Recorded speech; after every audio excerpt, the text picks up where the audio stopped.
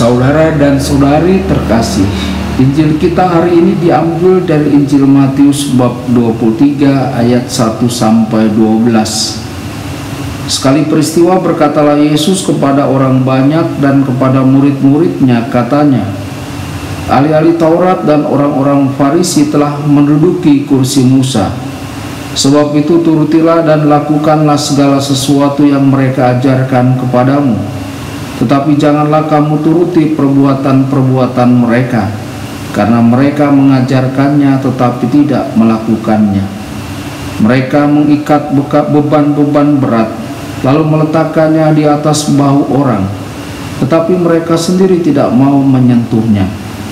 Semua pekerjaan yang mereka lakukan hanya dimaksud supaya dilihat orang. Mereka memakai tali sembahyang yang lebar dan jumbai yang panjang.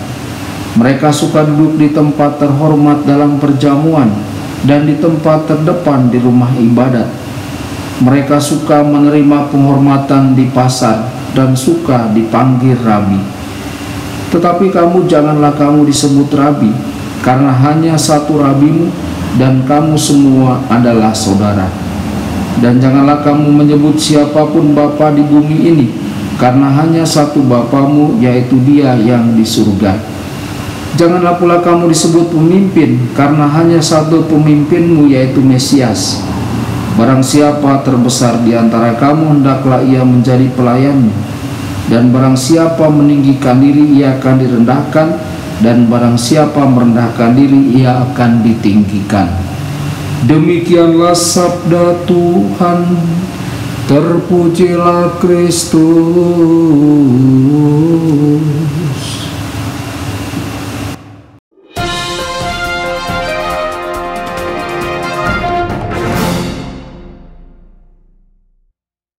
Saudara dan saudari terkasih dimanapun Anda berada, jumpa lagi dengan saya Romo Tedens dalam saluran Warta Kabar Sukacita. Semoga Anda semua dimanapun berada tetap dalam keadaan sehat dan selalu berbahagia. Saudara-saudari, Injil kita pada hari ini diambil dari Injil Matius bab 23 ayat 1 sampai 12. Saudara-saudari, dunia lebih membutuhkan saksi dalam arti contoh perbuatan daripada membutuhkan seorang guru.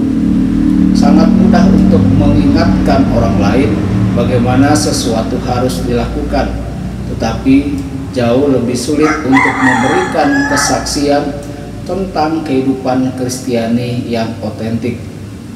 Satu hal terkait pengajaran dan yang lainnya adalah contoh konkret secara pribadi. Saudara-saudari, ketika seseorang mengatakan kebenaran kepada kita seharusnya menerima kebenaran yang diajarkan, sekalipun jika orang itu tidak menjalankan kebenaran yang diajarkan. Mengikuti kebenaran seharusnya tidak tergantung pada apakah orang lain menjalankannya atau tidak. Jika kita menemukan diri kita dalam posisi di mana kita memiliki tanggung jawab untuk mengajar, maka kita harus dengan tulus berusaha untuk hidup sesuai dengan apa yang kita ajarkan, yang adalah berasal dari Allah. Saudara-saudari, Santo Ignatius dari Antioquia menyatakan pentingnya menjadi orang Kristiani yang sejati.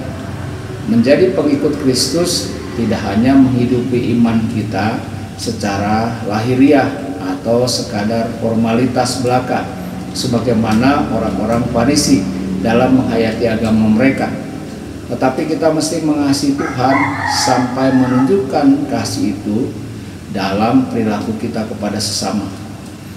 Untuk menjadi orang Kristiani yang sejati, kita perlu berjuang untuk berpikir, untuk berkehendak mengasihi seperti yang Yesus lakukan. Sesungguhnya ini semua terarah pada sikap kerendahan hati. Suatu ketika Santo Bernard dari Clairvaux membandingkan orang yang sombong dengan puncak gunung yang tertutup salju di awal musim semi, dan orang yang rendah hati dengan lembah di bawahnya. Salju yang mencair, yang merupakan anugerah Tuhan, tidak dapat mengalir mengalir ke atas kepada orang yang sombong. Orang sombong melalui sikapnya mengira dirinya setingkat dengan Tuhan. Dia menempatkan dirinya pada posisi di mana dia tidak mampu menerima rahmat Tuhan. Sebaliknya, orang yang rendah hati karena ia berada di kaki gunung, maka sepenuhnya ia akan menerima air kasih karunia Tuhan, dan karena itu ia dapat menghasilkan buah yang berlimpah. Saudara-saudari, hanya orang yang rendah hatilah yang dapat benar-benar berhubungan dengan Tuhan dan membiarkan kasih karunia Tuhan melakukan mukjizat dalam hidupnya. Semoga melalui firman Tuhan hari ini iman kita semakin diteguhkan. Tuhan Yesus memberkati dan menyertai Anda semua. Sabda Allah adalah kebenaran. Sabda Allah adalah kehidupan. Mari kita mencintainya, mari kita menghayatinya, ya Tuhan.